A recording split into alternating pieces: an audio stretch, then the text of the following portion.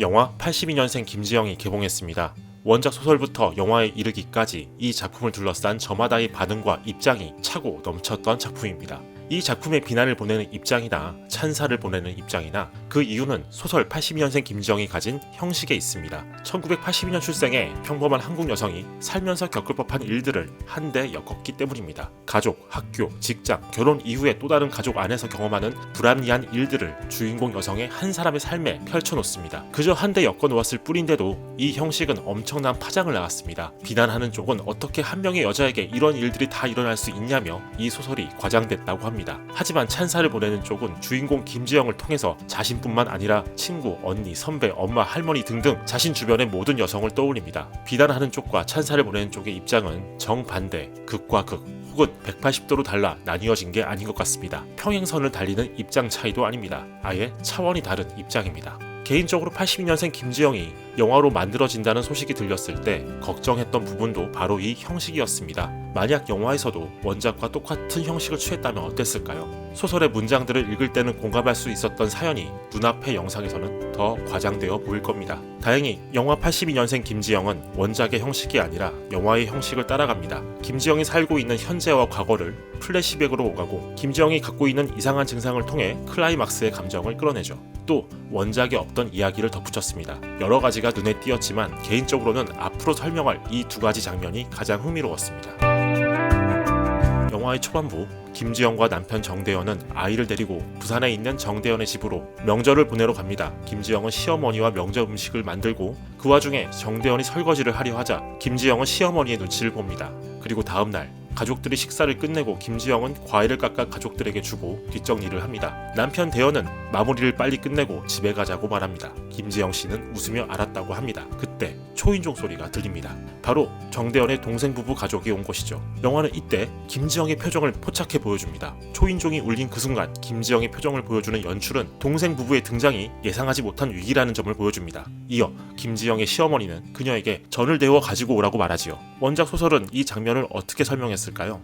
온 가족이 늦잠을 잤고 전날 만들어 놓은 음식으로 간단하게 아침을 먹고 설거지를 마치자 정대현 씨의 여동생 정수현 씨의 가족들이 왔다. 정대현 씨보다 2살 어리고 김지영 씨보다 1살 많은 정수현 씨는 남편, 2 아들과 부산에 살고 있고 시댁도 부산이다. 시댁이 큰 집이라 명절마다 차례 음식 준비하고 손님들을 치르느라 스트레스가 많다. 정수현 씨는 친정에 오자마자 뻗어버렸고 김지영 씨와 정대현 씨의 어머니는 푹 고아놓은 사골 국물로 토랑국을 끓이고 새밥을 짓고 생선을 굽고 나물을 무쳐 점심상을 차렸다. 이 문장들 속에 김지영의 표정은 없습니다. 다만 이 문장을 읽고 공감하는 사람들은 시어머니의 딸은 친정에 와서 편하게 잠을 자지만 누군가의 딸인 김지영은 시누이를 위해 점심을 차려야 한다는 불합리함을 생각했을 겁니다. 영화는 문장에서 보이지 않았던 김지영의 표정을 드러내는 방식으로 이 문장들을 가져온 거죠. 저는 이 장면이 영화 82년생 김지영과 원작 소설이 공유하는 문제의식에 대한 태도라고 생각합니다. 다시 말해 현실에서 사람들의 눈에 보이지 않았거나 보고도 모른 척한 표정들을 드러내는 것이죠. 명절날 시댁에서 하루 종일 일하던 며느리는 갑자기 찾아온 시댁 식구를 어떻게 생각할까? 사람들의 눈에는 그녀 또한 식구를 반갑게 맞이한 것처럼 보였겠지만 사실은 그게 아닐 수도 있지 않을까?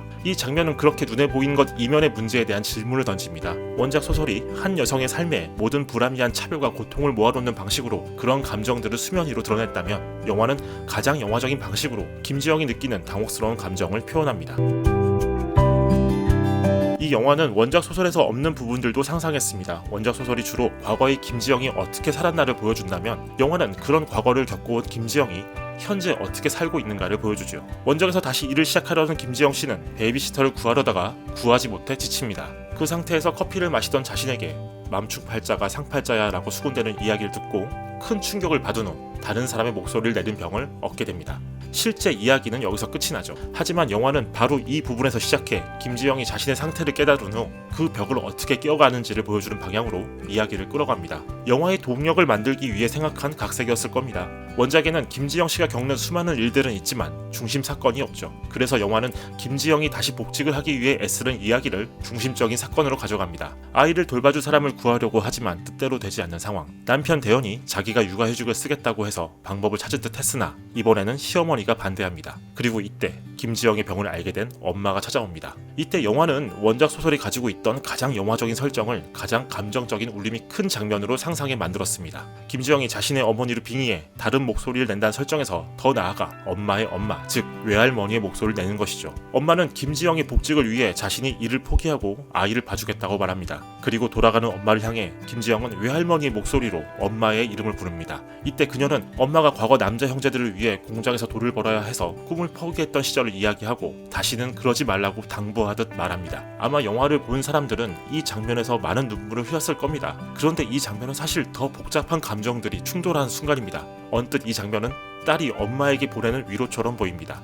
엄마가 이제 과거처럼 가족을 위해 자신을 포기하지 않았으면 하는 바람, 그리고 그런 엄마의 인생에 대한 위로지요. 그런데 다시 생각하면 이 장면은 과거의 엄마나 현재의 자신이나 가족 때문에 원하는 것을 포기할 수밖에 없는 여성의 일생 자체를 드러내기도 합니다. 또 이야기를 듣는 엄마의 입장은 어떨까요? 김지영 씨의 목소리를 자신의 과거를 위로해주는 이야기로 들었을 수도 있습니다. 하지만 자신의 딸이 정말 아프다는 걸 눈앞에서 보게 되는 상황의 고통이 더 컸을 겁니다. 그처럼 이 장면은 가장 눈물이 나는 장면인 동시에 가장 많은 생각을 하게 만든 장면이었습니다. 82년생 김지영은 원작 소설을 영화로 가져오면서 매우 훌륭한 각색의 결과물을 만들었다고 생각합니다. 단지 시나리오상에서의 각색이 아니라 영화적인 연출의 방식까지 고려한 각색이죠. 김지영이 외할머니의 목소리로 엄마에게 이야기하는 장면은 원작 소설보다 더 문학적이기도 합니다. 82년생 김지영은 개봉 전부터 포털 사이트에서 평점 테러에 시달렸습니다. 원작 소설을 좋아하지 않더라도 영화를 좋아한다면 꼭 영화를 보고 평가하는 게 좋겠습니다. 감사합니다.